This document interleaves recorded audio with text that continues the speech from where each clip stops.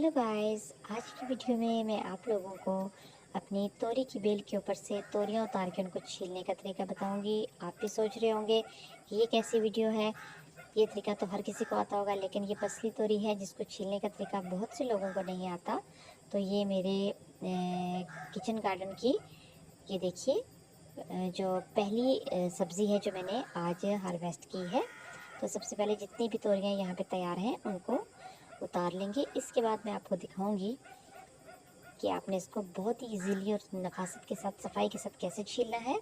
इसके ऊपर ये जो लाइंस बनी होती हैं इन्हीं को फॉलो करते हुए अगर आप इसको छीलेंगे तो ये बहुत अच्छे तरीके से छिलेंगी।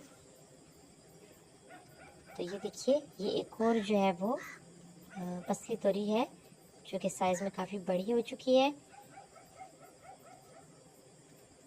इतने बड़े साइज़ में आप सोच रहे होंगे कि अगर ये तोरी है तो ये अंदर से पक गई होगी, इसके अंदर बीज आ गए होंगे, लेकिन ऐसा बिल्कुल भी नहीं होगा।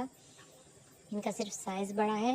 ये अंदर से बिल्कुल सॉफ्ट है और अंदर से इनके जो एक सख्त सा जाल सा बन जाता है वो नहीं बना। मैं आपको काट के भी दिखाऊंगी अभी। तो देखिए, इसके ऊपर मज़ीद जो छोटी छोटी तोरियां हैं वो लगी हैं। और ये बेल, ये देखिए मैंने इस तरह से दीवार के सहारे पे यहाँ पे मैंने इसको रखा हुआ है। तो अभी ये देखिए, ये 4 तोरियां मैंने आज उतारी हैं बेल के ऊपर से। तो सबसे पहले इसका ये जो हार्ड वाला पार्ट है इसको आप यहाँ से उतार लीजिए। 1 से 1.5 इंच तक आप इसको उतार लीजिए। देखिए ये सख्त होता है इस तरह से, तो इसको बेहतर है कि आप उतार लीजिए। इसके बाद चूंकि तोरी का साइज़ बड़ा है तो इसको सेंटर से काट के 2 कर लीजिए। यहाँ से भी आप इसका ये वाला हिस्सा रिमूव कीजिए। अभी देखिए अंदर इसके बीज नहीं है, ये बिल्कुल सॉफ्ट है। अभी ये देखिए, इस तरीके से आपने इन लाइंस को फॉलो करना है और बहुत ही आसानी के साथ आप इस तोरी को सफाई के साथ छील सकेंगे।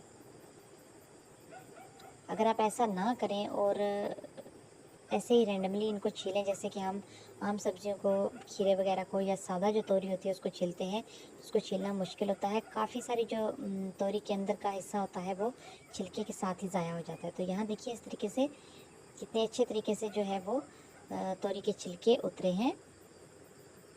देखिए अभी आप इसको काट सकते हैं।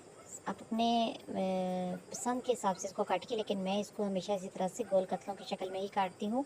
अगर इसको सेंटर में कट लगा के काटा जाए तो इसके बीज होते हैं और अंदर का जो सारा इसका गूदा होता है वो बिखर जाता है पकाई के दौरान। तो मैं इसी तरीके से इसको गोल गोल काट के पका लेती हूँ। चाहे तो आप इसको गोश्त में शामिल करके पका लीजिए और चाहे आप इसको वैसे तड़के वाली तोरी बना लीजिए।